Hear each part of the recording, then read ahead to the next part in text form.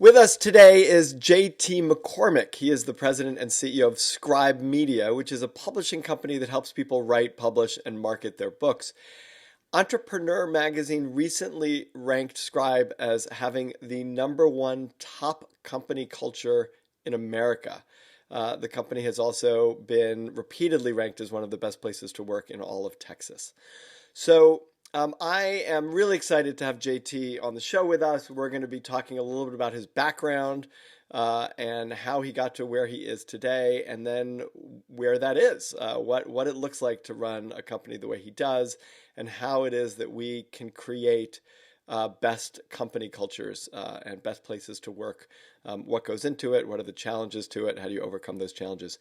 JT, welcome to the Bregman Leadership Podcast.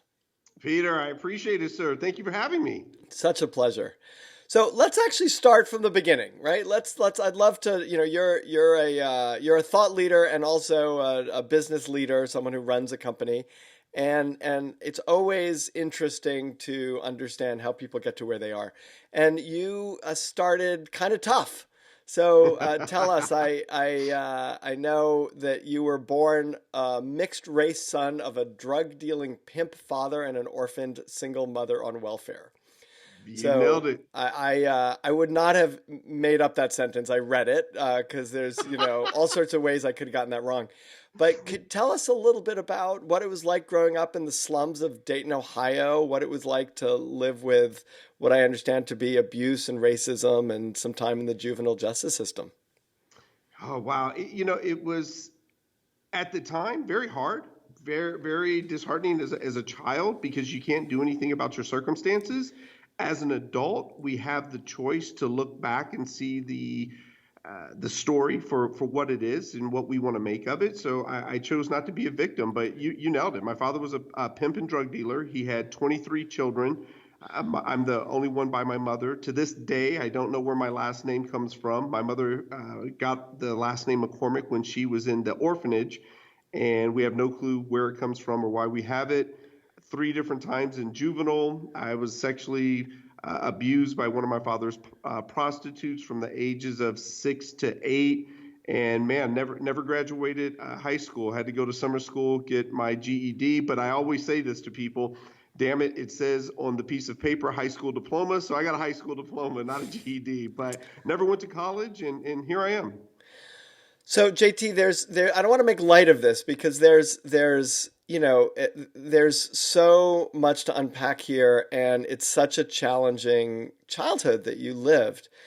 And what I'm curious about is what is the point at which you recognized, this might seem like a silly question, but what is the point at which you recognized I'm actually living a pretty tough childhood? Like there's a way in which we live in circumstances and we don't recognize for some period of time that our circumstances is different than anyone else's, and then there's a point at which we recognize it. Either we're privileged or we're challenged or we're victims, and I'm curious how you came to that consciousness and awareness. For the first 9 years of my life, I was with my mother, and my mother and I, we struggled. We were hungry. She was, on welfare, raising a single child, and my mother's white, and here I am, this mixed race child. That was hard for her. So those circumstances were tough. But when I knew things were incredibly chaotic for me is when I was sent to live with my dad when I was 9. And now I was in the thick of it with, prostitutes, heroin addicts, drug dealers. And that's when I realized, okay, this is pretty tough. This is some next level, really dysfunctional things that I'm going through. And you're constantly as a child looking over your shoulder, trying to figure out what's your next move, trying to keep peace, calm, or avoid certain circumstances. So I would say from the ages of 9 to about 13 were just absolutely chaotic, a great learning experience, not at the time, obviously, but again, when you take the time to look back and realize the things that you learned, it's actually, I would not change a thing. For me, my childhood prepared me for business. I grew up in such chaos that business is very structured, Hmm. it's consistent, and so I find peace within business, sales, balance sheets, income statements, operational metrics, those things. It's all consistent, structured, disciplined. So I love business. And I want to stay in your childhood for just one more minute, and then we'll shoot over to business, which is you said you were in the juvenile justice system. Can you share why? Wow, first time was for stealing because I was hungry. The second time was because I beat a kid up and he went into the hospital and I went back to juvenile. And then the third time was for stealing again. And I remember, just real quick, Peter, I remember my last time in juvenile, the corrections officer pulled me to the side and he looked at me and he said, "Let me tell you something, son. You come back here again, you're going to man prison." Now, Peter, I'm 48 years old, man, and I don't know what it is about the term man prison, but it doesn't sound right. I don't want to know what it is. And so I never went back to juvenile strictly because he told me I was going to go to man prison. So that's amazing. And that was going to be my next question. Is that what turned it around for you? Is that one conversation with that prison guard what turned it around for you? At least for juvenile, it was. That's what turned it around for me. And I say this even with business, even with my personal background. It's never one thing. Right. It's always a series of things that transpire. But as far as keeping me out of the system, the prison system, the juvenile system, man prison, it was that one conversation that corrections officer pulled me to the side and told me that I was going to go to man prison if I come back. Have you been in touch with that corrections officer since? To this day, Peter, I would love to find out who that man is, if he's still alive. I have no clue. I have no clue his name. Couldn't tell you if I walked by him right now Right. who he is. But yes, he is the single reason I never went back to juvenile. Wow. Your father, and I understand from you the sort of chaos of living with him, but he did something with you. He took you through this exclusive neighborhood of River Oaks and showed you these multi-million-dollar homes. What was the impact of that on you? I don't even know if he knew what he was doing at the time. I don't know if he was driving through there for himself, if he was showing me something. He never said anything. But for me, at 10 years old, I had never seen homes that big. You're talking 5, 10, $25 million homes that one family lived in. Right. I come from the projects and public housing that I lived in weren't as big as some of these houses that I was seeing. And it spoke to me because it made me say to myself, okay, I want one of those one day. And it showed me possibility. And I won't derail too much here, but that's a real big problem for me because so many people are busy telling people what to do instead of also showing them. How am I Hmm. supposed to know that I can be an entrepreneur if no one ever shows me what an entrepreneur is? Hmm. And so when he showed me that neighborhood, it showed me possibility. Did you see your dad as an entrepreneur? As I got older, yes. Hmm. Because and even as a kid, I didn't know what he was telling me when he would say this at the time. But my dad, as a kid, would always tell me. He would tell me, my siblings, his friends, the only difference between him and the CEO of Budweiser is that our government chose to make the CEO of Budweiser his drug legal, and he would tell us about prohibition and how alcohol was illegal. And I never in a million years would have thought that I would see the day that now look at our country, we're legalizing marijuana. Hmm. So, my dad taught me that lesson as a child that the only difference between him as a drug dealer or his product and service that he was selling was our government chose to make one legal. That was it. Were you tempted to go into his business? No, no, there was nothing glamorous about it. And in fact, I'll tell you why I never did. There was on one occasion, I was living with my father. He came home one evening and it was late. I mean, I'm talking 1, 2 in the morning. I don't even know why we were still awake. But my father leans on the bookshelf. And I have this image clear as day. He's leaning on the bookshelf and he looks at us, me and a couple of my brothers and sisters, and he says to us, don't you ever end up like me. Don't ever be like me. And he said it twice, just like that. And so for me as a child, all I knew was, okay, my father puts women on a corner. My father's a drug dealer. My father has times where he's extremely violent. And so I didn't know really anything good of my father. So what that taught me was, okay, don't do those things. Right. How did you get from there to here? Like, how did you, like, so you're living with your father. You've seen those houses. Do you live in one of those houses, by the way, now? I will proudly say, given my background, to not sound arrogant or like an ass, I'm proud to say that yes, I do live in a gated community and there is a pond in my Right. backyard. How does it feel?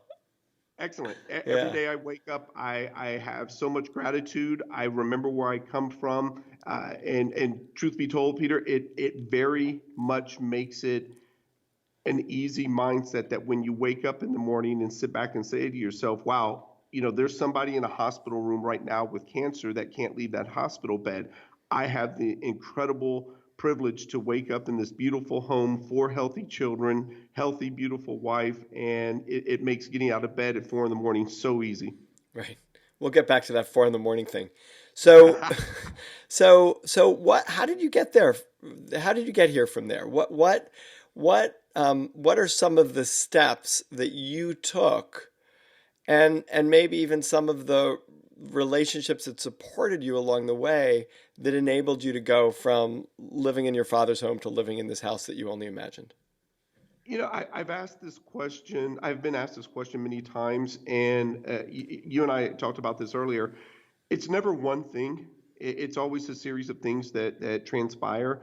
For me, the lessons that I took as a child, I've always been willing to ask questions. Hmm. I've always been extremely observant, and I've always been willing to do whatever it takes to succeed at whatever we're defining success as at the time. I've always been willing to do whatever it's taken. So, go back to my father again.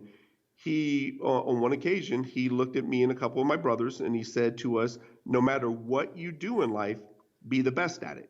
And he said, I don't care if you are a street sweeper, be the best street sweeper in the world. And that was the exact example he used. All the things he could have told us to be, he said street sweeper. But that stuck with me. So from my very first job of cleaning toilets at a restaurant, I remember looking at the toilets and saying to myself, okay, I am going to have the cleanest toilets in the state of Texas. I'm going to have the cleanest toilets in San Antonio, Texas. And ever since then, everything that I do, I try to be the absolute best at it. How did you get from there into finance? Wow. It's a big Uh, leap. yeah, big leap. So I was uh, my second job from cleaning toilets was I was the mail boy at Nationwide Insurance. My mother worked there, and she said that there was a job opening. So I went and applied. Didn't even know how to tie a tie. I had to ask my next door neighbor to help me tie my tie. Hmm. Uh, and I got the job, and I was the mail boy and a file clerk. And what really changed for me, oh man, it was such a great day. I saw a sign that said free lunch and learn 401k. Now, I'm 18 years old. I don't know what the hell a 401k is, but I saw free lunch. So I go to this free lunch and learn, and during this lunch and learn, I heard the greatest two words in the history of mankind, and it was compound interest. And so from then on, I was hooked on investing. Fast forward, I was also at the time doing personal training on the side, and one of my clients, his father owned a payday loan company. And he told me I should go work for his dad. And I said, hey, I don't know what your dad does. I just know you guys have a big house and a ton of cars out in front. And I said, your dad could be a drug dealer for all I know. And he goes, no, I assure you he's not. And excuse me, Peter, what intrigued me was his father started with one payday loan. His father did not have a degree, and now he had over 450 payday loans. And that hit me like, wow, okay, he did it. Maybe I can do it. And so I went and worked with him and worked my way up the ladder. And I would always ask questions of how can I improve? How can I be better? And that's how I got introduced to finance. And then it crashed. Well, so payday loans didn't crash. What happened was when I was in Portland, Oregon, doing the payday loans, I stayed there 3 years and realized I don't want to do this the rest of my life. I just didn't like how it made me feel. You're keeping people trapped. When someone has to borrow $100, how do you really expect them to be able to pay that back? If things are so desperate that you have to borrow 100, it's hard as hell to pay back 100. So I got out of that, moved back to San Antonio, got into the mortgage business. That's where I learned every aspect of the mortgage business, CDOs, mortgage-backed securities, everything and anything. And then, yes, that's when it crashed. That's when I lost all my money, and that's when I was flat broke again. All your money. All my money. I make the joke, I was negative broke. I had to borrow money from my best friend and my stepdad to pay my rent. And then what? Wow. Where the turning point actually came was I was very fortunate. And yes, I say fortunate when I say this. I already knew what it was like to be poor. So to be poor again, it wasn't a big deal to me. I was disappointed in myself that I allowed that to happen. But when I saw poor and broke, I just spoke to him again. I was like, hey, how you doing? Hadn't seen you in a long time. Good to see you again. Didn't think we would meet back up. But the big turning point for But me, it didn't scare you. it did not scare me because I knew what it was like to be poor. I knew how to, I had made the money once. I had made $1 million once. I could do it again. And so it didn't scare me. What really the turning point was one night I was going to get gas. I was putting gas in my car and I had $10 in quarters and I waited till like 10:30 at night to go because I was embarrassed. And I put my $10 on the counter and I said, can I have $10 on number 7? And I'm walking back to the car and I just remember saying to myself, okay, how did I get back here? What did I do? I got back to my apartment and I had a truly out loud conversation with myself. And I said, okay, you know what? The money's gone, but you're still here. Who do you want to be going forward? Your character was horrible. You did not know how to hold a relationship. You didn't know how to treat women, and your character was just atrocious. Now, who do you want to be going forward? And from that day forward, I made it a point to attempt to be the best person I could possibly be and to learn and grow and have a great character, have integrity, be a good man. And, I'm not going to say I was always perfect. There was a lot of stumbles. There was things that I was still learning, but I knew I could make the money back. There's truth in that phrase. The first million is the hardest. That is true. But once you do it, you understand how. And so from a financial perspective, I spent the next 5 years after that. I would not spend any money on anything. No new underwear, no new socks, no new t-shirts. Every dime I would put back into the stock market. And I've been fortunate that, I made the money the first time. I've made even more the second time. So when you say how, that the first million is the hardest, but then when you have to do that again, how. Is like with any change, there's a million points of influence that end up driving to a change. It's the same thing with making a million. But was that for you the big bold one that that you really make sure in a very, very simple, straightforward way that your expenses are less than your income and you take every dime you have and you invest it in a way that can duplicate it, that can compound it, that can begin to grow it? It's I knew what to do. Again, when you're poor, you understand what it's like to pull food out of a trash can because you're hungry.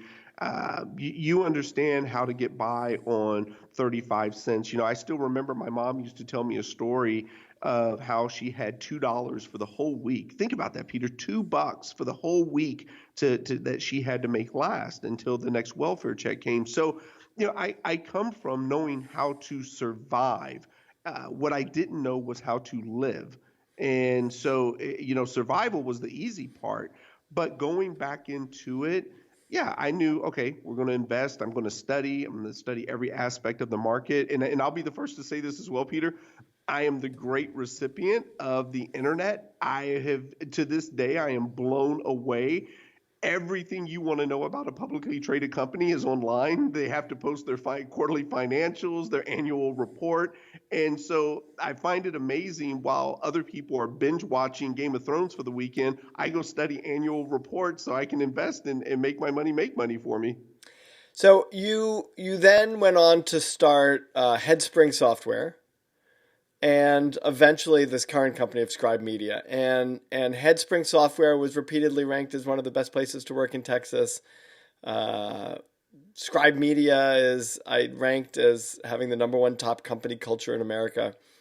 So I'm curious both how you move from this individually focused strategy of saying, I'm going to invest in the stock market, I'm going to save money, I'm going to make my money grow, to I'm going to run a company that employs a bunch of people, and I'm going to create a culture and an environment that really is a place that they want to stay and be at.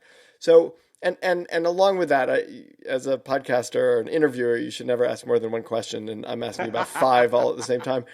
But I'm also curious if this is related, this challenge of actually going from survival to living, because I imagine the echoes of the need to survive always exist. And so you need some confidence to say, okay, I'm actually going to buy some new underwear and a new shirt and a big house and a car, and as opposed to save all this money in order to be safe and secure. So I'm curious, that's like a number of different transitions that you went through, from survival to thriving and living and being more expansive, from being individually focused and making money in the stock market to running a company, and from focused on yourself to being focused on all these other people who are working for you. So yeah, you're right. You threw out about 10 questions to me, Right. but I'll go through this and I'll start with the word confidence that you just brought up. So yes, survival for me actually looks a little bit different. When you're broke, I would say this to people all the time. When you're broke, sometimes confidence is all you had. And I would tell people, and I still tell people, confidence is free. And some people disagree with that, but you have the choice every morning when you wake up. Am I going to be timid and meek?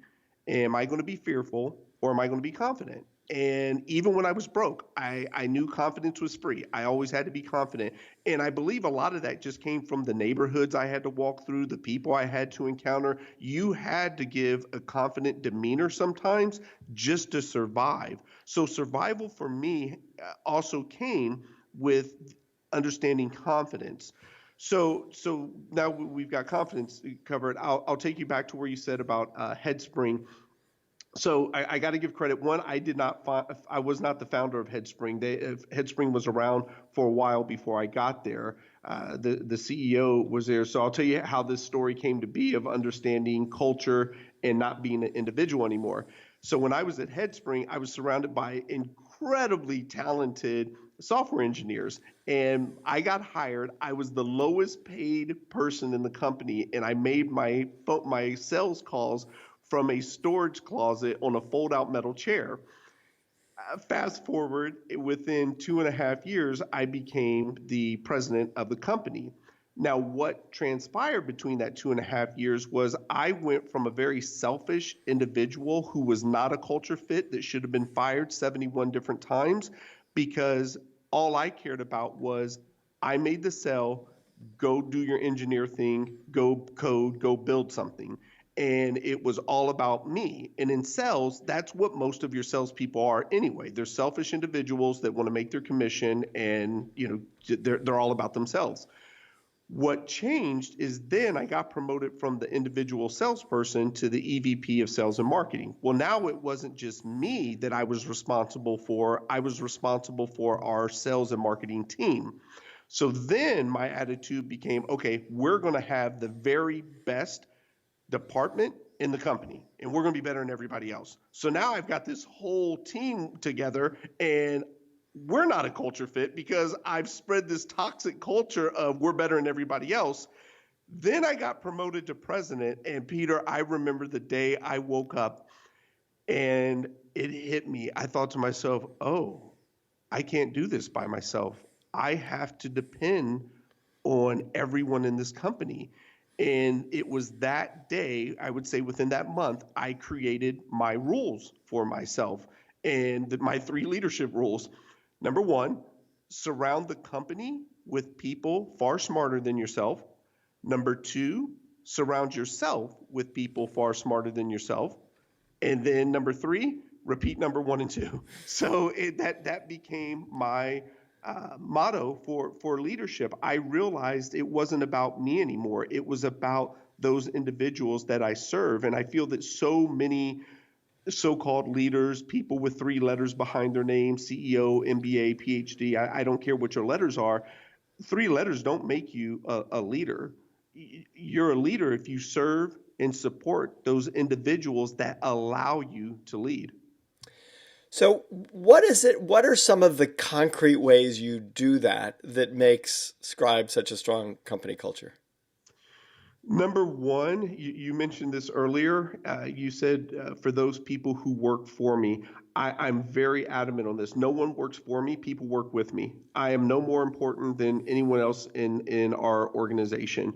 We all work with one another. Another way we do this is we do not have direct reports. You hear that so many times. Who's your direct report? No. If you are in leadership in this company, you are there to serve. So we have direct supports. Who do you support? Who's your direct support? And that's just a couple of things that we look at that change the culture. Here's another one. I can't stand the term satisfaction. You hear so many companies, oh, we focus on client satisfaction, employee satisfaction, and who the hell wants to be satisfied? Think about this, Peter. You're married. You have three children. Do you ever want your kids to say, "Yeah, I got a satisfactory father"? Who the hell wants to be satisfied? So that in itself, throw that garbage out of the window. We want our tribe members, we don't say employees, we want our tribe members to be fulfilled. We want our authors that we work with to be fulfilled. So we focus on tribe member fulfillment. We focus on author fulfillment. I never want to be referred to as satisfactory. So there's just a lot of pieces that we, throughout our culture, that we go about. Verbiage is big with us. When I was a kid, someone tried to tell me this. Someone said, "Sticks and stones may break my bones, but words will never hurt me." And excuse my language, I call bullshit on that. As a kid growing up mixed race, I was constantly called Oreo cookie, half breed, zebra, chocolate vanilla squirrel, so on and so forth. And it hurt because I couldn't change my race. And so I realized there is great power in words. So we're very, very intentional on the words that we use here within our culture.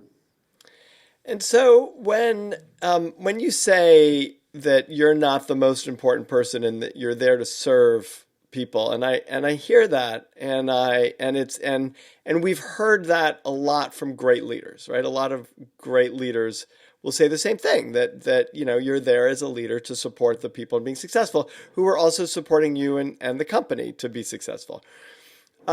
When it comes down to making a decision that other people aren't making, or when then there's conflict lower in the organization, or when there's a certain point where I'm assuming things come back to you and you're in a position of making decisions and probably sometimes even autocratically firing people. And I'm curious how you balance that with this sense of communal culture that you're creating. Definitely. I mean, no doubt. There are for sure times where I'm the last decision maker. But regardless of what those decisions come down to, you heard me say my rule number two: surround yourself with people far smarter than yourself. I've got for us, there's a group of six on the executive team that I have surrounded myself with. So I'll always seek their counsel. But sometimes the decision comes down to, okay, JT, what are we going to do? And I know that comes with the position, that comes with the three letters. But at the end of the day, I'll stand by it. The role itself is truly in service of the people. We want to. Here's one for you, Peter. I hear this said all the time. Companies say we want to recruit and retain. Who the hell wants to be retained? I'm like, so we want to what I call offer and provide. We want to offer you a great company, a great culture, and we want to provide you with a career that, should you choose to, You can wake up each morning and say, hey, I'm going to retire from Scribe. And it's just a mindset of how we go about doing things. We've got another piece where we call bring your whole self to work. We do not believe in work-life balance. We all have to eat. We all pay bills. We all have lives outside of the office. But what I find interesting, especially in our country right now, so many people have issues, personal issues outside the office that they feel that they can't bring into the office. And I'll give you one example. We all know this is our country has a big debt problem, and people don't want to talk about debt. One of our tribe members comes to me one day and he says, hey, JT, I'm about $30,000 in debt. I don't know what to do. We sat down and we built a plan for him. And in 9 months, we got him out of debt. Wow. Now, those are the type of pieces where we don't believe in the whole work-life balance, your work self. You're like, no, this is one place. You come here, you arguably spend more hours here than you do at home at times. Mm-hmm. So we want to provide an environment, a culture, a company where people are proud and again, have that option to retire to should they choose so. I'm curious about the fact that what you're doing is you're a publishing house and helping people write and publish and market their books. And it reminds me of a good friend of mine who was a real estate investor. He never went to college. He was incredibly successful to the tune of hundreds of millions of dollars in terms of sort of the way we think of success in the business world, certainly. And then he started a nonprofit. He was dyslexic, and he started a nonprofit sending books for free to young kids as they continue to grow. And it reminds me as I'm listening to you of the fact that you didn't go to college and that your education is one of both streetwise and collected through advice and relationship and learning and trial and error and challenges and fortuitousness and success. And I'm curious whether you've thought about and whether there's a relationship between like the fact that you're out there creating books and the fact that you didn't really grow up, in effect, building your education through a lot of books. Man, Peter, it is a running joke that I'll take it back to the software company. Think of it this way. I was the president of a software company, and to this day, I can't write code. I can't tell you .NET from connect the dots. So even then, I had imposter syndrome, and I tell people, my God, I made a ton of mistakes as a first-time president of a software company. But I don't subscribe to the fail fast phrase. I think it's putrid. I think it's ridiculous. It's horrible. I don't want to fail fast. I've spent my whole life trying to learn faster. So I do believe we make mistakes, but the goal in life is to learn, grow, and not repeat those mistakes. Mm-hmm. And so that's what I've done my best to do. Now I'm at the publishing company, and we laugh all the time. I can't tell you an adverb from an adjective. I can't spell. God knows one of my top 3 people I want to meet is the man or woman who created spell check because you've been so influential in my career. But it is the irony of life when I think about I went to schools that were so bad we weren't allowed to take our books home at night. When I was 15 years old, my mother took me to get tested. I was testing on a 5th and 6th grade level at 15 years old. And here I am now, the president and CEO of a publishing company. Yeah, God bless America. But I do believe that we are blessed to live in a country where something like that is even possible. And I won't go too far off track here, Peter. I look every day, and we've all heard or read the story of where an immigrant has come into this country. They had 45 cents in their pocket only to end up a multimillionaire. And my thought has always been to myself, well, wait a minute. I was born here, so I'm kind of already ahead of the curve. So I've got a responsibility to go out, give my all, and do everything I can to achieve my dreams and goals. And I just keep that in perspective each and every day, every day. I don't say that because it sounds nice, but there's a single mom right now with 2 kids walking up 1,100 miles from Honduras trying to get into this country Mm-hmm. to create an opportunity. And I'm already here. You and your wife Megan have 4 children, right? I may or may not be pronouncing these names right, but Ava, Jackson, Elle, and Jace. Oh, man, you got them all right. Yes, sir. Awesome. And I'm curious about the way you're raising them. You had like so much of your success in and by success I don't just mean monetary success, but I mean your sense of working really hard and reaping the benefits of maximizing your potential, right? And like being the person you most want to be.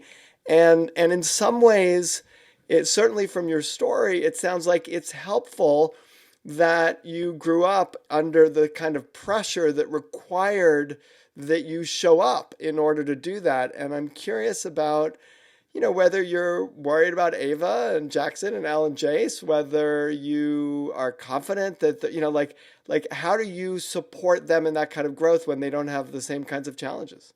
Man, Peter, I so greatly appreciate the question, and I will share this with everyone.